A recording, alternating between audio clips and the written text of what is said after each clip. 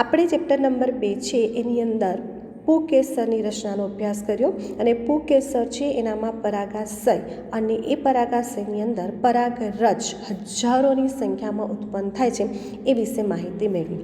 હવે આ પરાગરજ કઈ રીતે આપણને જીવનમાં ઉપયોગી છે અથવા તો આપણને નુકસાનકારક પણ છે એ આપણે સમજવાનું રહેશે. તો અહીંયા જે પરાગરજ છે એ પરાગરજ વિશે આપણે માહિતી મેળવીએ. તો પરાગરજ છે એ પરાગરજ અહીંયા આપણે આપેલું છે કે એ એલર્જી તરીકે ઉપયોગી છે, પરાગરજ પોષક ઘટક તરીકે ઉપયોગી છે અને પરાગરજ પરાગનિધિ તરીકે અને પરાગરજની જીવિતતા. આ 4 ટોપિકનો આપણે અભ્યાસ કરવાનો છે. તો સૌથી પહેલાં જોઈએ કે પરાગરજ છે એ પરાગરજ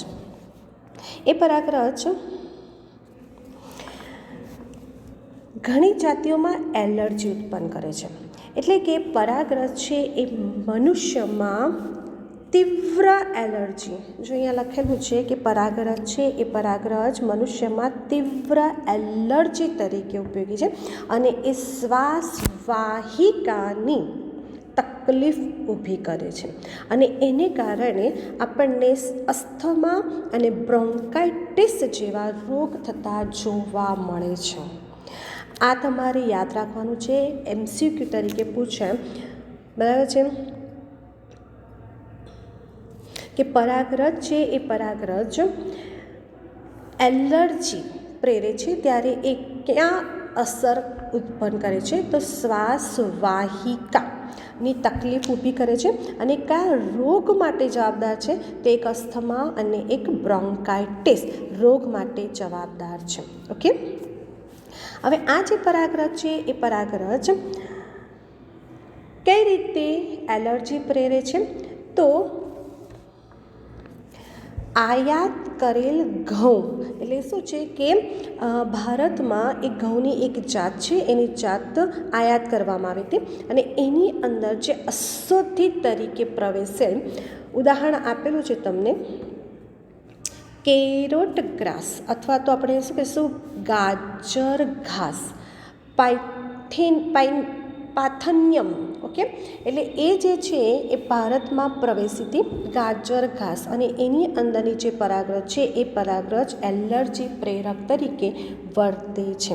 તો આ થયું તમારે પરાગરજ છે એ પરાગરજ એલર્જી પ્રેરક તરીકે વર્તે છે. તો તમારે આટલું લખવાનું રહે છે કે એલર્જી કરે છે, શ્વાસવાહિકા પર અસર કરે છે અને અસ્થમા, બ્રોન્કાઇટિસ જેવા રોગ માટે જવાબદાર છે. ક્યાંથી આવેલી છે? તો ઘઉંની એક જાતમાંથી આયાત કરવામાં આવી હતી અને ગાજર ઘાસ, એટલે કે આ જે ઘઉંની સાથે અશુદ્ધિ તરીકે પ્રવેશેલ જે ગાજર ઘાસ છે, પાર્થેનિયમ કહેવાય છે, એ પરાગરજની એલર્જી પ્રેરે છે. ઓકે, હવે છે પરાગરજ પૂરક આહાર તરીકે. હવે પરાગરજ છે એ પરાગરજનો પણ ખોરાક તરીકે ઉપયોગ થાય છે, પોષક તત્વની સમૃદ્ધિ ધરાવે છે. તો હાલમાં આ જે પરાગરજ છે એ પરાગરજ આહાર તરીકે ઉપયોગી છે અને અહીંયા લખ્યું છે આહાર તરીકે ઉપયોગમાં લેવામાં આવે છે અને કેટલીક પરાગરજની પેદાશો, એટલે જે પરાગરજ છે એ પરાગરજમાંથી કેટલીક પેદાશો તૈયાર કરવામાં આવી છે. એક છે ગોળીઓ. પશ્ચિમની દેશોમાં, કયા દેશોમાં લખ્યું છે? પશ્ચિમમાં દેશોમાં પરાગરજની પેદાશો એક છે ગોળીઓના ઉપયોગમાં અને એક સિરપ તરીકે ઉપયોગમાં લેવામાં આવે છે. અને પરાગરજનો ઉપયોગ કોણ કરે છે? તો રમતવીરો અને દોડમાં ભાગ લેનારાઓ જે ઘોડાઓના દેખાવમાં વધારો કરે છે એવામાં આ પરાગરજ ઉપયોગી છે. તો અહીંયા તમને પરાગરજ આહાર તરીકે ઉપયોગી છે એનામાં લખવાનું કે એ ખોરાક તરીકે ઉપયોગી છે. ગોળીઓ છે આહાર તરીકે ઉપયોગમાં આવે છે. પશ્ચિમના દેશોમાં પરાગરજ છે એ પરાગરજનો ઉપયોગ ગોળીઓ બનાવવા માટે, સિરપ બનાવવા માટે કરવામાં આવે છે અને ખાસ ઉપયોગ કોણ કરે છે? રમતવીર અને દોડમાં ભાગ લેનાર વ્યક્તિ કરે છે. હવે છે પરાગરજ છે એ પરાગરજની જીવિતતા.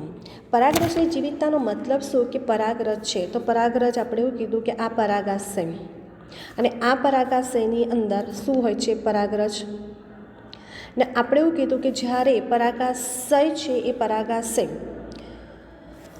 પરિપક્વ થઈ જાય એટલે એનું શું થઈ જાય, સ્ફોટન થાય, અને સ્ફોટન થાય અને પરાગરજ શું થાય છે, અહીંયાથી મુક્ત થતી જોવા મળશે આ રીતે. તો આ પરાગરજ ઉડીને ક્યાં જાય છે, તો સ્ત્રી કેસરના પરાગાસન પર સ્થાપન પામે. એટલે આ જે પરાગરજ છે એ પરાગરજ ઉડીને સ્ત્રી કેસરના પરાગાસન પર સ્થાપન પામે. તો ત્યાં સુધી તે પરિપક્વ હોવી જોઈએ, અને જો એ જીવિત હશે તો જ ફલનની ક્રિયામાં ભાગ લેશે, અને જો એ મૃત પામશે તો ફલન નહીં થાય. એટલા માટે જે પરાગરજ છે, જે પરાગરજ અથવા આ રીતે દોરો તો જે પરાગરજ છે એ પરાગરજની જીવિતતા માટે તાપમાન અને ભેજ ખૂબ જ મહત્ત્વનો ભાગ ભજવે છે. એટલે કે તમને એક્ઝામમાં પૂછી શકાય કે પરાગરજની જીવિતતા છે એ શેના પર આધારિત છે, તો એક તાપમાન અને બીજું ભેજ.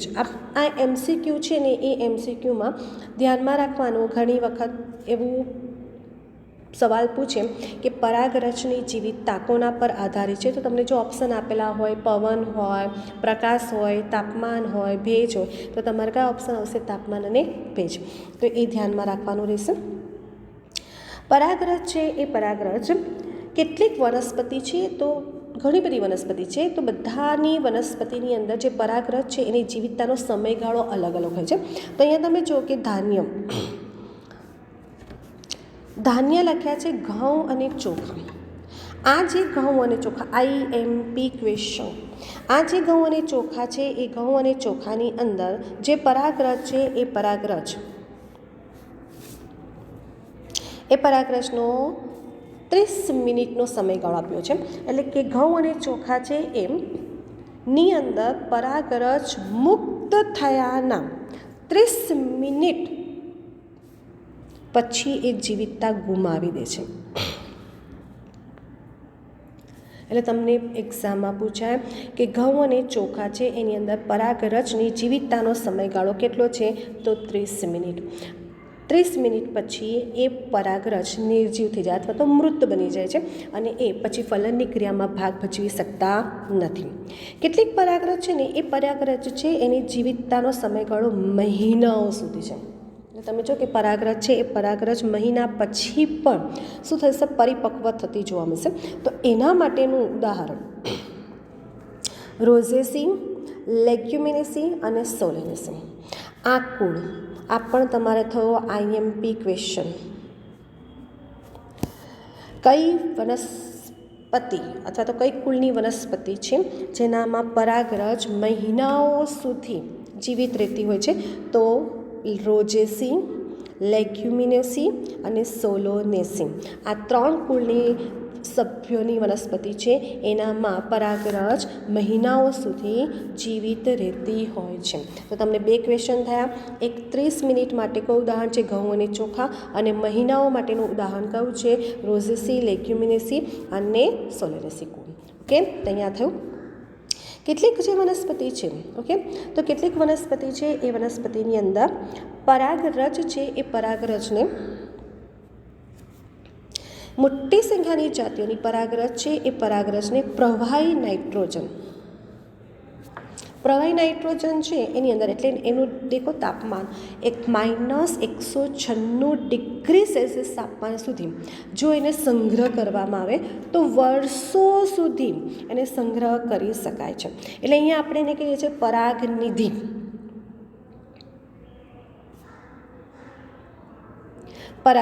ઓકે, તો તમને એક ક્વેશ્ચન પૂછી શકાય કે પરાગરજને વર્ષો સુધી સાચવવા માટે તેને કેવા દ્રાવણમાં રાખવામાં આવે છે, તો તમારો આન્સર શું આવશે, પ્રવાહી નાઇટ્રોજન. કેટલા ડિગ્રી સેલ્સિયસ, તો -196°C તાપમાને મૂકવામાં આવે છે, જેને આપણે શું કહીએ છીએ, પરાગનિધિ, અથવા તો એને શું કહીએ છીએ, પોલન બેંક તરીકે ઓળખવામાં આવે છે. અને આનો ઉપયોગ આપણે કંઈ કરી શકીએ, તો શું છે કે પોલન છે એ પોલનને જો બેંકમાં સંગ્રહી રાખીએ, કોઈ વનસ્પતિ લુપ્ત થવાની હોય તો એવી વનસ્પતિના જો પરાગરજને સાચવી રાખીએ અને વર્ષો પછી જો એનું સંવર્ધન કરીએ અથવા તો સંકરણ કરીએ, કૃત્રિમ સંકરણ કરીએ, તો આપણને નવા પ્રકારની અથવા તો ઈચ્છિત લક્ષણો ધરાવતી વનસ્પતિ આપણે પ્રાપ્ત કરી શકીએ છીએ. આ એનો હેતુ છે. તો તમે જો કે પરાગરજ છે એ પરાગરજની આપણને ઉપયોગિતા તરીકે પણ પૂછી શકાય. તો આ પરાગરજ છે એ પરાગરજમાં તમારે એક એલર્જી તરીકે, પછી એક પોષક ઘટક તરીકે, એક પરાગરજની જીવિતતા અને એક પરાગરજ છે એ પરાગરજ પરાગનિધિ તરીકે ઉપયોગમાં આવે છે. તો અહીંયા તમે જો કે પરાગરજ છે એની માહિતી પૂર્ણ થઈ. હવે આ જે પરાગરજ છે, ઓકે, તો પરાગરજ છે એ પરાગરજ ફલનની ક્રિયામાં ભાગ ભજવે છે. ફલનની ક્રિયામાં ફલન એટલે શું?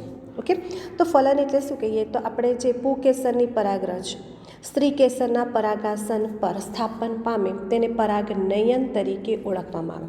હવે શું થાય છે કે જો પુંકેસર છે એનામાં પરાગરજ છે, સ્ત્રી કેસર છે એની અંદર અંડક છે. હવે તમે જો કે વનસ્પતિ છે એટલે વનસ્પતિઓ કેવી છે? અચલિત છે. વનસ્પતિ કેવી છે? અચલિત છે. અને એને કારણે શું થાય કે આ જે નર પુંકેસર છે એટલે પુંકેસરની અંદર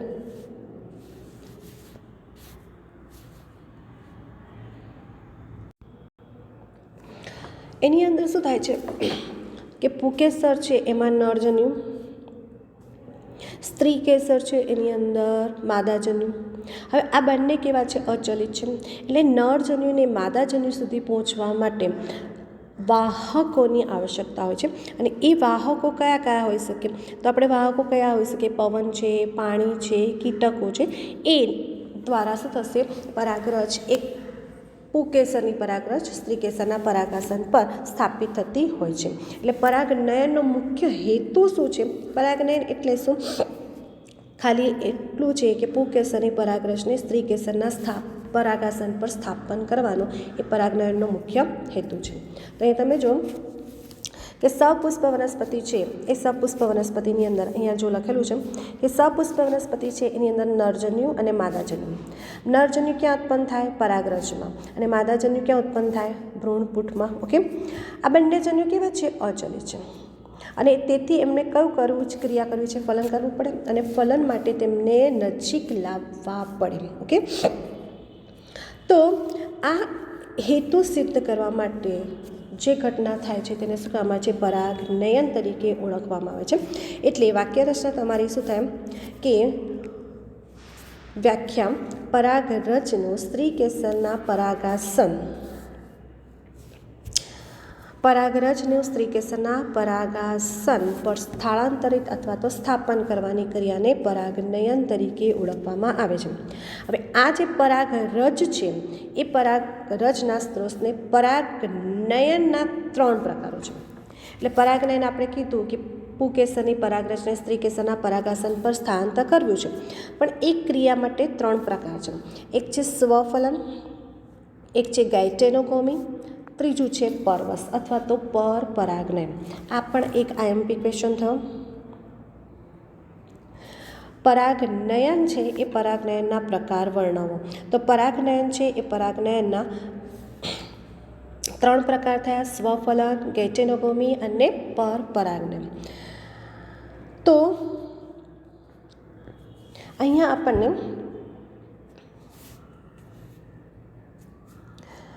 પરપરાગનયન છે એના પરાગનયન છે એ પરાગનયન માટે આપણે જોઈએ સ્વફલન. ઓકે, સ્વફલન એટલે શું અને એના માટેની સમજ મેળવીએ. તો સ્વફલન એક જ પુષ્પ, બરાબર છે. આ એક પુષ્પ અહીંયા આપણે આપેલું છે. અહીંયા એક પુષ્પ, ઓકે, અહીંયા આ પુષ્પ. ઓકે, એક જ પુષ્પ, એ પુષ્પના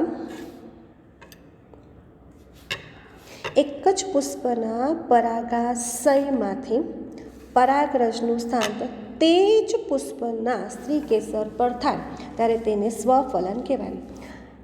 ઓટોગેમી. ઓકે, એટલે આ એક પુષ્પ છે અને આ પુષ્પની પરાગરજને આ જ પુષ્પના સ્ત્રી કેસર પર સ્થાપન પામવાની જે ક્રિયા છે એને શું કહેવાય છે? સ્વફલન. ઓકે, એટલે અહીંયા આપણને પુષ્પ એક જ પુષ્પ વચ્ચે થાય છે એવું સમજવાનું. હવે આ જે પુષ્પ છે તો પુષ્પ એના માટે જે સ્વફલન છે એના માટેની કેટલીક શરતો છે. તો એવું કહે છે કે સ્વફલન થવું હોય એટલે જો આ પરાગરજ છે, આ પરાગરજને સ્ત્રી કેસર પર સ્થાપન કરવું છે તો એના માટે કેટલીક શરતો છે. તો એવું કહે છે પહેલું કે પરાગરજની મુક્તિ અને પરાગાસનની ગ્રહણશીલતાનો તાલમેલ સરખો હોવો જોઈએ. એટલે કહેવા શું માંગે છે કે આ જે પરાગરજ છે, ઓકે, તો પુકેસરમાંથી પરાગરજ એ પરિપક્વ થાય અને સ્ત્રી કેસર છે એના પર સ્થાપન થાય. એ બંનેનો સમયગાળો કેવો હોવો જોઈએ? સરખો.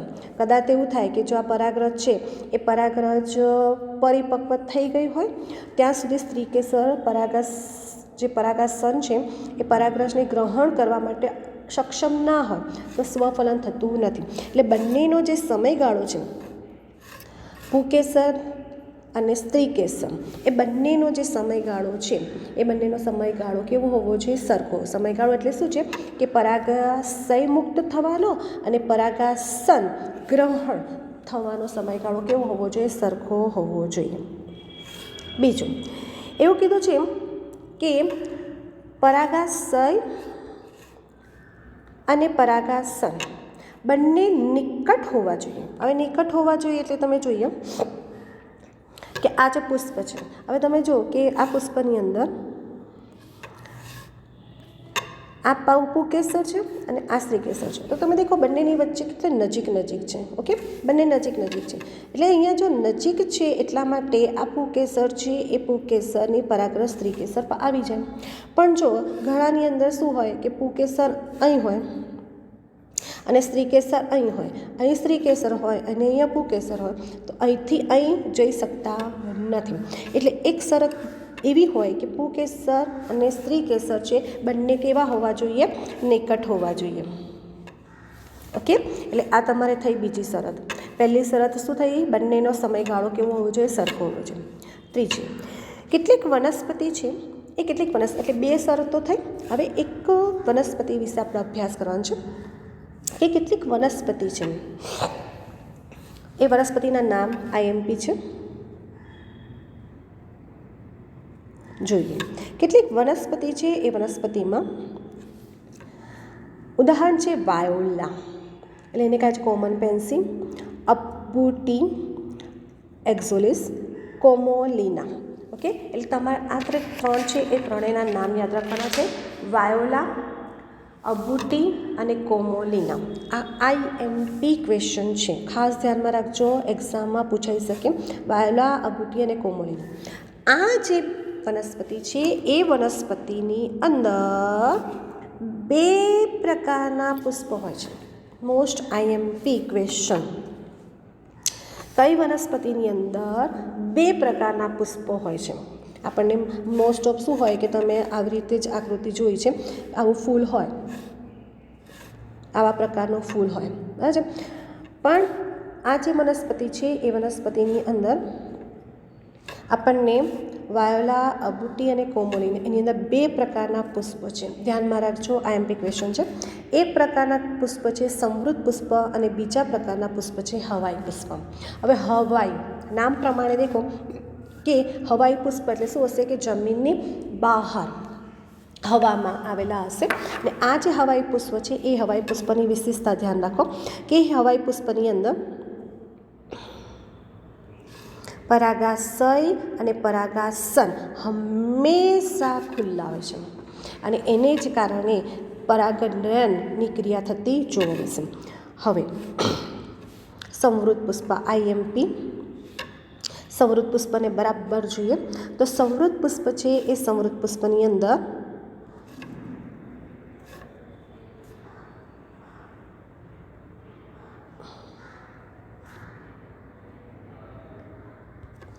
આ સમૃદ્ધ પુષ્પ છે એની અંદર ક્યારે પણ પુષ્પ ખીલતા નથી.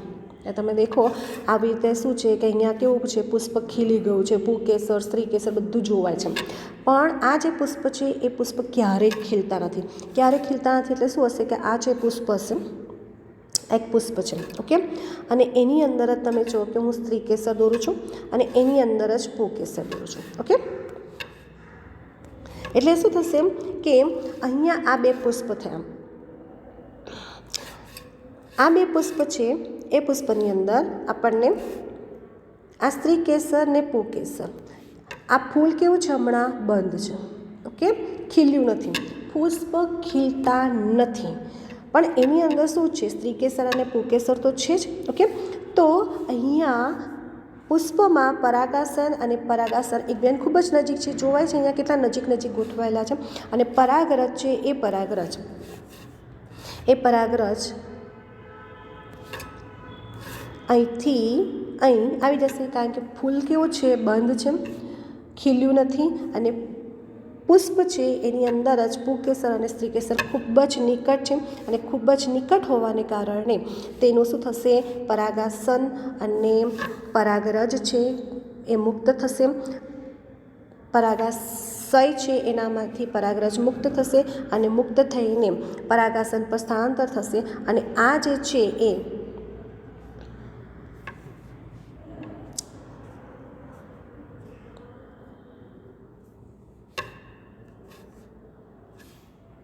અહીંયા તમે જુઓ કે અહીંયા જ્યારે પરાગનયન થશે તે કયા પ્રકારનું થશે, સ્વફલન પ્રકારનું જોવા મળે છે. તો અહીંયા તમે જુઓ કે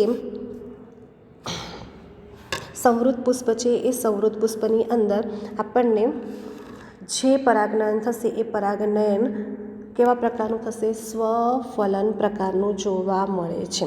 તો અહીંયા તમે જુઓ કે આપણે એક સ્વફલનની વાત કરી. આ સ્વફલન એટલે કે પુષ્પ છે એ પુષ્પ પુંકેસરની પરાગરજ સ્ત્રીકેસરના પરાગાસન પર થવી જોઈએ, એ જ પુષ્પ વચ્ચે થવી જોઈએ. અને એ સ્વફલનની શરતો બતાવી. સ્વફલન થયા પછી કેટલીક એવી વનસ્પતિ છે કે જેની અંદર બે પ્રકારના પુષ્પ છે, એક સંવૃત પુષ્પ છે અને એક હવાઈ પુષ્પ છે. અને સંવૃત પુષ્પ છે એમાં ક્યારેય પુષ્પ ખીલતા નથી, અને હવાઈ પુષ્પ છે જેમાં પુષ્પ ખીલે છે. એટલે આખી જે રચના બતાવી તે કઈ બતાવી, સ્વફલનની રચના સમજાવી. સંવૃત પુષ્પ છે એ સંવૃત પુષ્પની અંદર અહીંયા વાક્ય રચના લખ્યું છે કે પરાગનયન છે એ પરાગનયનની ગેરહાજરીમાં પણ બીજ સર્જન થાય છે. સિમ્પલ સરસ વસ્તુ છે કે સંવૃત પુષ્પ છે એટલે સંવૃત પુષ્પની અંદર શું થાય, પુષ્પ જ છે અને એની અંદર પુંકેસર અને સ્ત્રીકેસર અંદર જ છે. એટલે એના માટે કોઈ પણ પ્રકારના પરાગનયનની જરૂર હોતી નથી. એટલે આ પણ એક આઈએમપી વાક્ય રચના થઈ કે સંવૃત પુષ્પ છે એમાં પરાગનયનની ગેરહાજરીમાં પણ બીજ સર્જન થઈ શકે છે. તો આ રીતે અહીંયા આપણે આખો જે ટોપિક છે એ ટોપિક કોનો થયો, સ્વફલનની વાત થઈ. હવે છે ગેટોનોમી. ગેટોનોમી એટલે શું થશે કે ગેટેનોગોમીની અંદર પરાગાશયમાંથી પરાગરજનું તે જ વનસ્પતિના અન્ય પુષ્પ પર, ઓકે, જો આ એક પુષ્પ છે ને આ એક બીજું પુષ્પ છે. આપણે જ્યારે સ્વફલન બનાવ્યા હતા ત્યારે એક પુષ્પ છે એની વચ્ચે જ થતી હતી, એક જ પુષ્પ. પણ અહીંયા આપણને એક છોડ છે અને એક છોડ પર બે પુષ્પ છે, અને એક છોડ પર બે પુષ્પ છે એટલે શું થશે કે આ પુષ્પ છે, આ પુષ્પની પરાગરજ આ પુષ્પના સ્ત્રીકેસર પર સ્થાપન પામે છે.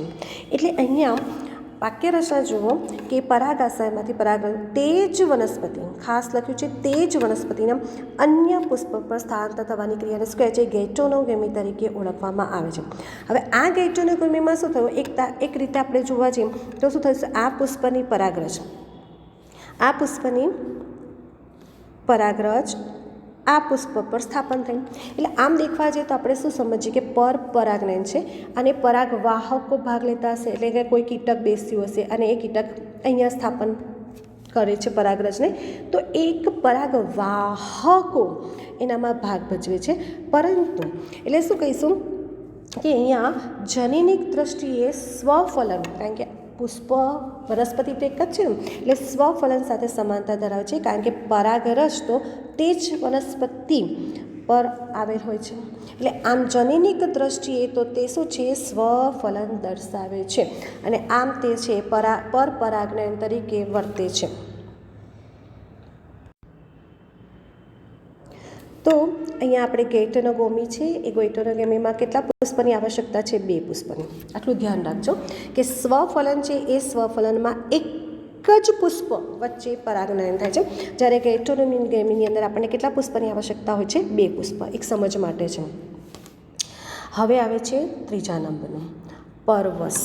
ઓકે, પરવશ એટલે આપણે શું કીધું છે, પરપરાગનયન.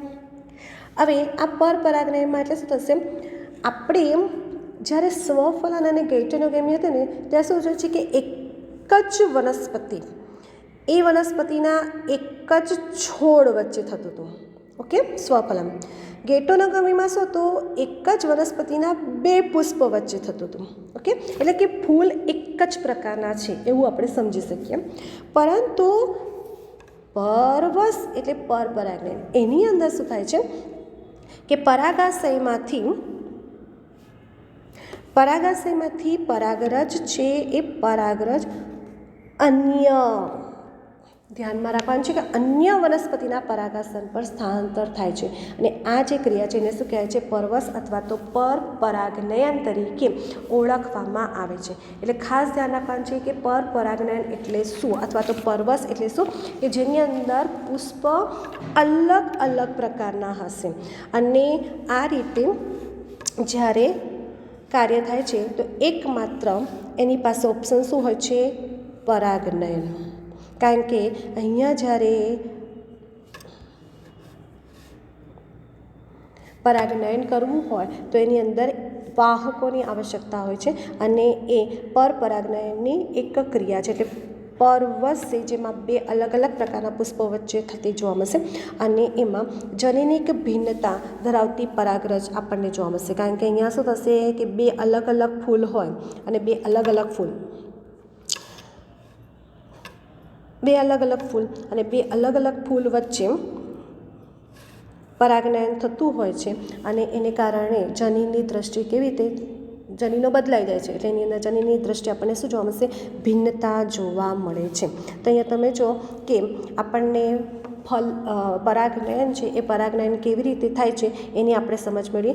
પરાગનયન છે એ પરાગનયનમાં આપણે 3 પ્રકાર છે, એ 3 પ્રકારનો આપણે જોયું, સ્વફલન, ગૈટોનોગમી અને પરવશ. ઓકે, અહીંયા આપણે સ્વફલન છે, સ્વફલનની અંદર જ બધી રચના આવે, સંવૃત પુષ્પ, હવાઈ પુષ્પ બધું જ સ્વફલનની અંદર આવે છે. એટલે કઈ થિયરી ક્યાં સુધી લખવી એને પણ અહીંયા સમજ મેળવી છે. ગૈટોનોગમી છે, એ ગૈટોનોગમીની અંદર આપણને 2 પુષ્પની આવશ્યકતા છે અને પરવશ છે એ પરવશની અંદર તો આપણને 2 અલગ અલગ જાતિની ફૂલો વચ્ચે થતી જોવા મળે છે.